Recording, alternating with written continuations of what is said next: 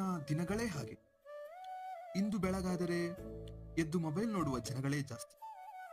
ಆದ್ರೆ ಹಾಗಿರ್ಲಿಲ್ಲ ಅಂದು. ಎದ್ದ ತಕ್ಷಣ ಮುಖವನ್ನು ತೊಳೆಯದೆಯೋ, ಹಲ್ಲು ಉಜ್ಜಿದವೋ ಇಲ್ಲವೋ ಗೊತ್ತಿಲ್ಲ. ಆದ್ರೆ ಮನಸ್ಸಂತೂ ಅಲ್ಲಿಗೆ ಎಷ್ಟು ಬೇಗ ತಲುಪುವ ಏನೋ ತವಕದಲ್ಲಿರುತ್ತೆ. ಎಲ್ಲಿಗೆ ಅನ್ಕೊಂಡ್ರ? ಎಲ್ಲಿಗೂ ಅಲ್ಲ, ನಮಗೆ ನೆಮ್ಮದಿಯ ದೊರಕಿಸೋ ಆ ನಿಲ್ದಾಣಕ್ಕೆ.